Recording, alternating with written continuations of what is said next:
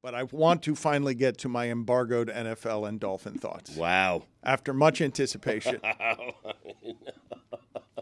You've never teased them before. I know. This is the first time in show history. Correct. That is correct. I've never teased and embargoed Dolphin thoughts. Again, God Bless Football is coming on after the show. So these are the exclusive fresh football thoughts of the Le Batard Show with Stugotz.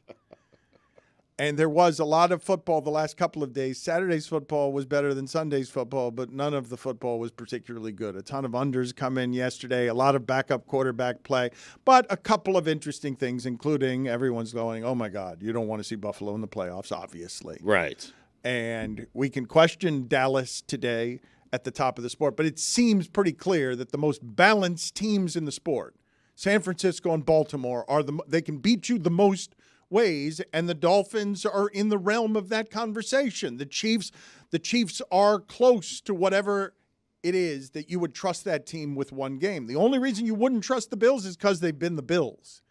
Like, it's the only reason, Stugotz. Everybody would fear playing that team. It's different, though, because the Bills are still trying to make it into the playoffs, into the postseason. If the Bills were having a dominant season, you might not trust them. But now they're a team that you just don't want to see. It's just a very difficult – I can make the argument that Buffalo is better than Miami, not in the standings. I cannot.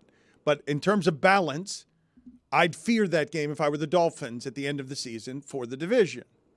But I want to get into some other things, including the New York Jets of Stugotz. The beloved beaten Stugotz went to a game yesterday. And it's not just that his quarterback gets concussed. It's not just they score 0 points. It's not just that they've fallen to the bottom of the division that gets them eliminated at the end of that day from the playoffs when everybody's still in the hunt. Mm-hmm. The season started with Aaron Rodgers. The season started with Stugotz and Greeny saying, Super Bowl, Super Bowl. Yep. And you got from the Patriots what you needed. A bad season. And the Jets were supposed to play with the Dolphins and the Bills, but they now have not made the playoff for 13 straight years. That is the longest streak in football and in basketball and in baseball and in hockey. Over the last 13 years, no team has not made the playoffs more anywhere in sports you're watching than the New York Jets. Yep. They got Aaron Rodgers. They had him for 4 plays. And now this one's so good, Stugotz. This one's so good. You're going to really risk $60 million in guarantees on a 40-year-old quarterback because he wants to get back for a game or two this season? It's crazy. You're going to risk next year's guarantees, $60 million after this season, because he's been cleared and he wants to get back by Christmas and play a couple of games, and you're going to leave that decision to him? I'm not doing it. I mean, they're leaving that decision to him. They've left the entire organization to him. He's making all the decisions for that organization. So he's going to be cleared to play football. To play football this week, according to reports, the doctors are going to clear him this week. I think it's insane if Aaron Rodgers takes a single snap for the Jets this year, but I think he's going to do it. It's not my decision. It's not what I would do. I would have him sit until next season, but it's something that Aaron Rodgers clearly wants to prove, and it's something that he clearly wants to do. It is funny to see him on the sidelines just looking like the head coach. I know a lot of quarterbacks, when they're hurt, have wore the headset, but they cut to him after plays. He's always mouthing stuff. He does seem to be the guy in charge. No, but let's think about this for a second. Honestly, if we're talking about player empowerment and what the quarterbacks realized, including Brady, hey, yeah, I can get a $375 million broadcasting job. And now where these guys are going to compete. Were we talking about player empowerment? Well, we weren't. But when you talk about Aaron Rodgers running the team. Right. Well, he is, I mean. But that would be power, would it not? He wanted ownership of the team. He asked for a percentage. They did not allow it. I just want to be clear because I haven't necessarily bought in on this segment because do you think that this is actually happening? I know he wants to play, or at least wants it out there that he wants to play. You think he's actually going to play football this season? I hope he doesn't, but I think Aaron so badly wants to show everyone that I can come back this quickly from that injury that, yes, I think he's going to play. What I'm trying to get down to, where does the opinion end? Where does it, where is that like an informed take? Are there people reporting that this is so? I mean, he's trying to do everything he can to get back to play. Otherwise, he would tell you, hey, I'm going to shut it down for the season, but he's not doing that. He's saying the doctors are going to clear me to play this week. Now, whether or not he plays is yet to be seen. But, Mike, I think he will because he's gone so out of his way to show everyone, hey, I don't care. You tear your Achilles, you're not sitting out for a year. You can come back this year, and I'm going to show everyone that I can do it. Stugotz, if Tom Brady noticed what LeBron was getting and said to himself, I want ownership while I'm playing, and Aaron Rodgers was stopped from getting ownership, but one of the reasons he's leaving Green Bay is because, hey, I'm my own economy. I'm the one who makes the teams matter. I can get someplace, go from Green Bay to New York, and run the team in a way I wasn't allowed to, where the stockholders own Green Bay. I don't get to pick the players. I have to fight to get Lazard. I have to get Cobb. I have to fight in order to get. Let me go over here and run the entire franchise. I don't think the Packers fought back that hard on Lazard or Randall Cobb. You understand what I'm saying, though? Yeah. The Jets allowed him to. He was getting the players he wanted from the salary cap. Dan, he went to a team and an organization that hasn't made the playoffs in 13 years. It's one of the worst organizations in the history of sports. Yes, he went there because he wanted some of that power. Yes. So, at the top of the division, where the Jets were supposed to be in or not, mathematically eliminated yesterday, the Dolphins have disposable running backs. The Jets got the one the Dolphins wanted, Dalvin Cook, at a price. Yep. Jets got him. He's done nothing. I saw Ezekiel Elliott yesterday, 11 carries for 25 yards. We spend these guys quick. Burn up their bodies. You remember what Zeke looked like when he came into the league? Can't do it anymore. Done. Yep. Few years. Get out of here. That quickly. That's how fast it happens. He's not a big-time veteran. That's the economy changed on him. He got his money in Dallas, but then they decided, no more money for these guys. They tried to replace Mostert all offseason. 20 touchdowns. Like, what kind franchise record? They've got 3 games left. He's not one of the best players in offensive history for the Miami Dolphins. He's not, but yes, he is.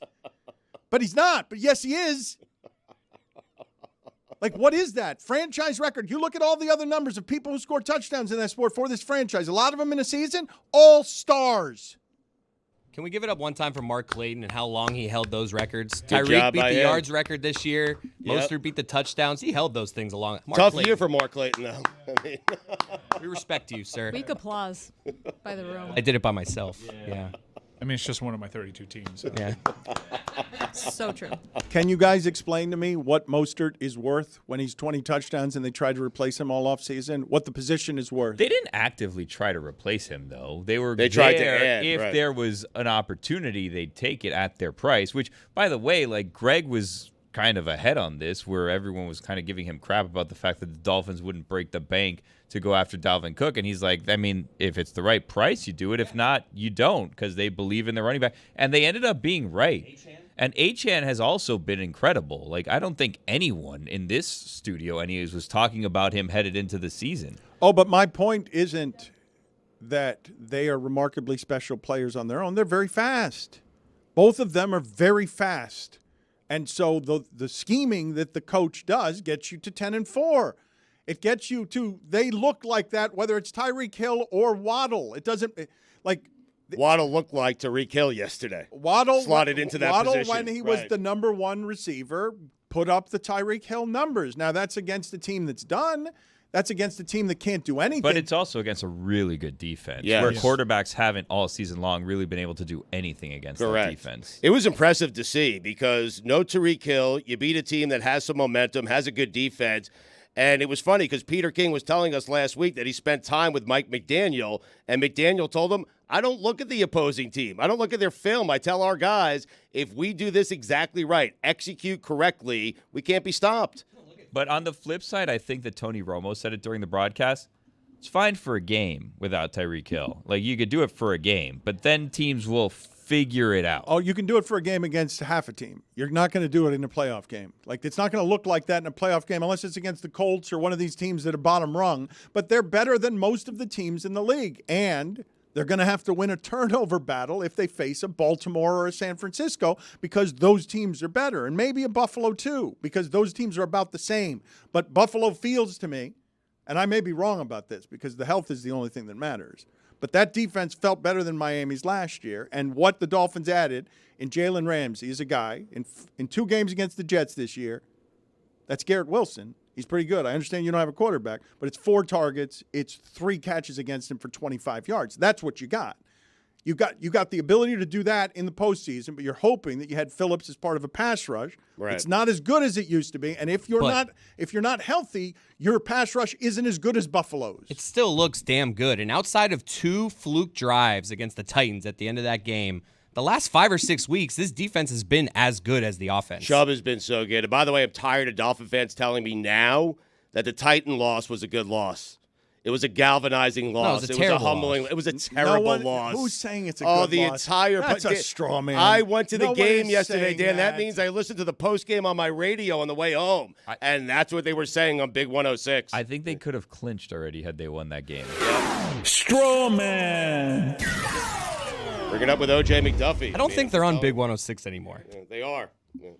I listened. I think you're totally full of shit. Are you rummaging through your pocket? I was looking for something, for yeah. cigarettes? What are you doing? There was something stuck in my pocket. I can't explain it. Something from 8 months ago? Yeah. Same jeans you've been wearing for 8 months? Oh, I washed them.